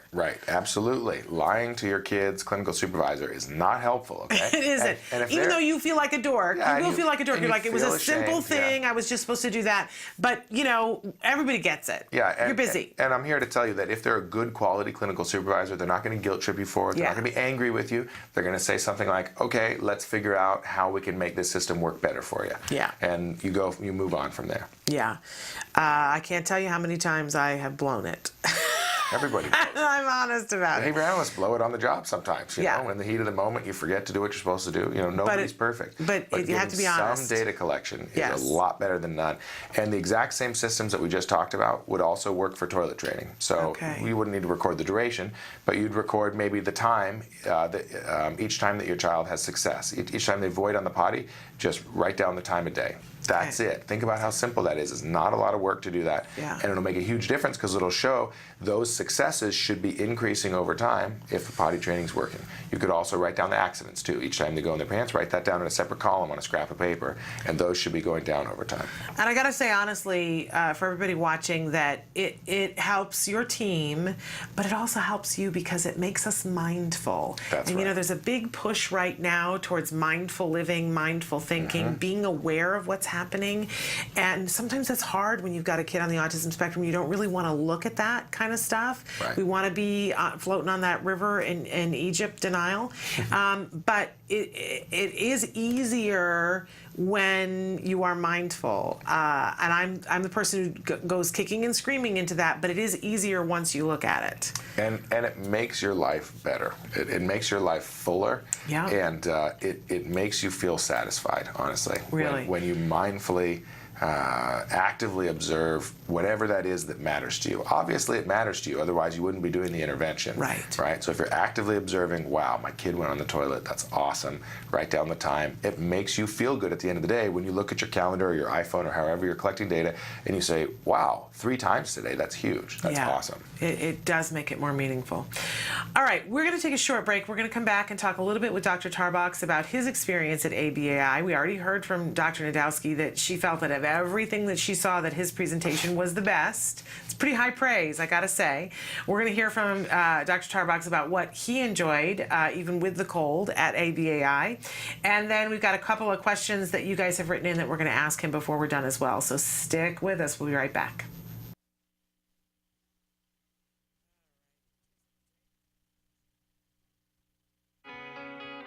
Learn the early signs of autism today, because an early diagnosis can make a lifetime of difference.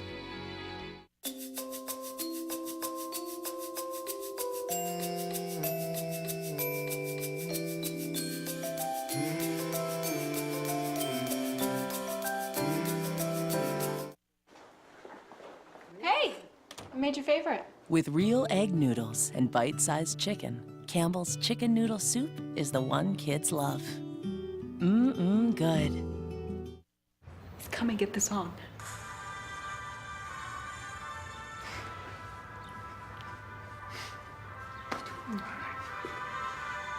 Thanks. Stream your favorite content when you want. AT&T.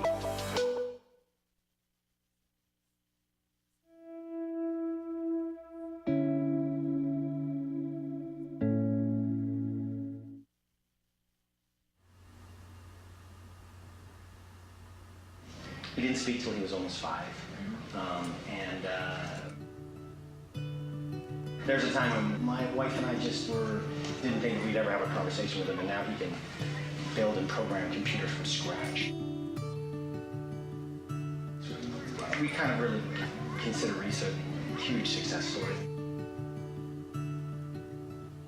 Sounds like you got a pretty good dad too. Yeah, he is a really awesome dad. Welcome back to Autism Live. We're here with Dr. Jonathan Tarbox. He is the head of research and development at the Center for Autism and Related Disorders and the director of the Autism Research Group. Great credentials. And he's just come back from ABAI, ABA International. We heard a little bit about that from Dr. Najdowski. We asked her about her presentations, and she told us about that. And then we asked her what she saw that she really liked. She talked about a couple of things, but her favorite, the thing that she enjoyed more than anything else there, she said, I have to say, it was the talk on teaching empathy with Dr. Jonathan Tarbox. She just really walked away with a lot of really positive things to say about it. And we were saying that's life-changing stuff, for the world, not just for our kids with autism, but being able to effectively teach empathy. We're really excited that you're on the job with this. I hope this is going to lead to some research. Well, we'll see. Yeah. First of all, Adel's praise is probably a little bit over the top, but I appreciate it. That's really nice. I don't think so. So yeah, this empathy thing, it's new. It's not something we've actually started doing yet. It's something that we're working out conceptually to make sure that it makes sense and that it's sound before we actually test it out. We don't want to just go messing around with kids like guinea pigs, obviously. Yeah. But the basic idea I got from me and actually my colleague Angela Persicki, who's also works with us here, we got from 2 sources. One from relational frame theory, which is a behavior analytic way of talking about complex language and cognition, and then also from teachings of peace advocates and nonviolent advocates, such as Martin Luther King and Mahatma Gandhi and the Dalai Lama. What all of these folks are saying is that, or when they're advocating for peace and empathy and compassion, the main thing that they talk about is similarity between you and everyone else in the world. So the basic core of their message is, all human beings want to avoid suffering. All human beings want to be loved. All human beings, you know, had a mother. You know, it's about commonality, and so. Our hunch is that if we strengthen that sort of ability to understand similarities between oneself and others, or in relational frame theory mumbo jumbo, it's deictic relating in terms of coordination, blah blah blah. Wow, there's some jargon. If there's any behavior analytic geeks out there, maybe I appreciate that. But to the extent that we can strengthen the sort of tendency to do that, or the habit of doing that, of when you encounter someone, rather than doing other things like, I'm better than that person, or they're better than me, or I don't like that person, or we're enemies, or all of these other ways of relating yourself to them. Instead, we want to strengthen the habit of relating yourself to others in terms of similarity. So, and I don't know if you notice, but that's what you do constantly on your show. You're constantly saying, I'm just like you. And I don't even know that you're doing it on purpose, but I guarantee you what you're doing is well, I'm guaranteeing you that it comes out of a place of empathy, first of all, for you, and I'll bet that you are actually prompting your viewers to engage in a sort of a reciprocal, empathetic interaction with you, to where they feel empathized with, and I'll bet that they empathize with you too. I'll bet when you say stuff like that, you are helping your viewers experience your emotions too, just like you're experiencing them, even though they're not here and you can't see them. But they are present through their writing and through their emails and through their comments. So that's the idea behind it. And we haven't ironed out all the wrinkles yet, but we're going to do it for sure. And I'm pretty sure it's going to work. You can check in with me in a year. Oh, I can't wait to hear. But yeah, it's exciting stuff. And so, you know, all of us, not just kids on the spectrum, but all of us human beings get so wrapped up in our own judgments. Judgments of ourselves, judgments of other people, judgments of the situation, worrying about, you know, everything imaginable that's going on in the situation. And so we have a very small amount of space and time left over for just relating to people in terms of similarity. So that's what we're going to try. I love this idea because I have to say, you know, one of the gifts that autism gave me is that I got a tribe. I didn't know where I fit in, and I'm somebody who always looks at other people and go, oh, they have it figured out and I don't. Really, I mean, that's my first go-to. And when I look at Nancy Alspaugh-Jackson and Nancy and I, in any other format, would never be friends, because I remember the first time I saw her on stage and I was like, okay, you know, this is a woman who knows how to put her hair and makeup together and put her outfit together, and her shoes match her pocketbook, or just are just different enough that it makes sense and it works. And I am not that woman, right? So I instantly saw the differences between she and I. That's exactly what I'm talking about, yeah. And it was a thing that I was like, she and I will never be friends, because she won't be able to put up with the fact that I don't know how to do that, right?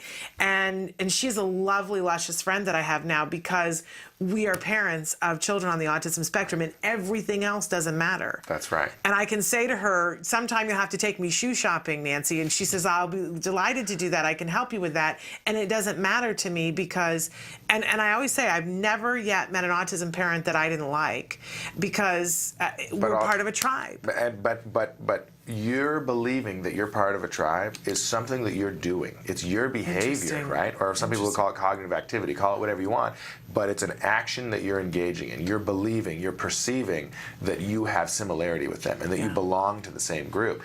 You don't have to do that. You could have other perspectives. You could be jealous that they have better treatment than your child. You could be angry that their kid had a different outcome than your kid, right? You could and we see that in our community. Of course, like any human community, it's human nature. And so there's lots of different ways that humans relate themselves to others, and the way that you're doing it is in terms of similarity. You're focusing on and identifying and just living the similarities between you and others, and it makes you feel their emotions, doesn't it?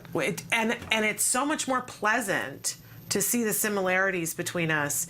I love it when we go to events and we get to actually, because you guys are very real to me. Especially when the more you share about me, you're very real people to me. And we got to meet people at the walk, and Nancy and I were crying and hugging people and going, oh my gosh.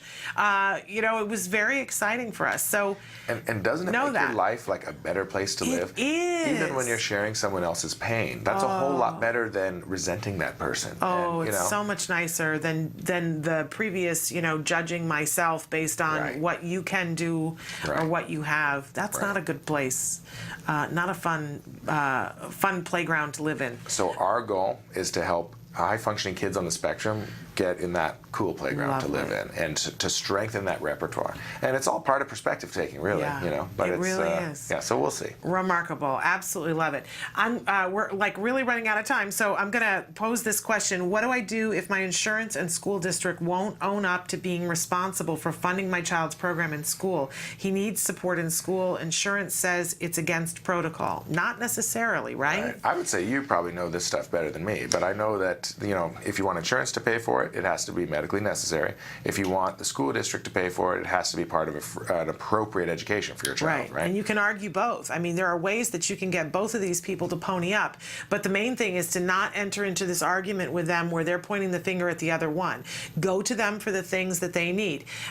You know, get somebody, an expert, to say what is medically necessary needed at the school district, because the insurance company can't come out and get out of that. Yeah. And then get the school to pay for what's appropriate and prove that that's what's appropriate at that site. But don't enter into that argument where they say, well, the other insurance companies are great at that, right? Saying your other insurance has to pay for it, or the other person. Don't enter into that argument with them. Come back with the argument that makes sense for them. And probably one good tip is anything that really is explicitly academic, don't even ask for that for the insurance company. So things like math, you know, reading, maybe, those things are really clearly classically academic. Right. If your child needs support with those specific things in the classroom, demand for that from the school district, I would say, not the insurance company. Absolutely. But other things that I could see would be medically necessary is if your child is self-injurious and needs an aid. Even communication skills, feeding skills, toileting, self-management skills, safety skills, you know, preventing wandering away or getting hurt, those types of things. Then the insurance, you can fight for the insurance company to pay for the aid that ensures that your child is safe within that environment, and then go to the school and argue that they have to pay for the things that are educational. And there's a component of FAPE that says not only the least restrictive environment, but that they have to be teaching your child to be prepared for higher education and for employment and living skills. And so you can go after the school for all of those things. Don't let them off the hook, because a lot of times they skinny past that and say, well, we're here for education.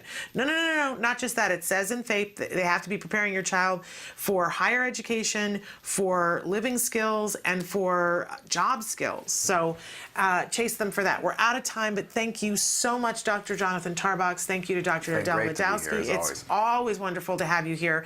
We're not here next Thursday, so it'll be 2 weeks before we have Dr. Tarbox again. But we'll be back on Tuesday. We do have one show next week on Tuesday. I know that Joanna Laura is going to be with us, and somebody from ARI is going to be with us talking about a film that they're going to be previewing next Friday. Be very exciting. Don't miss Tuesdays. And in the meantime, keep track of us with Facebook. Give your kiddos a hug from me, and bye-bye for now.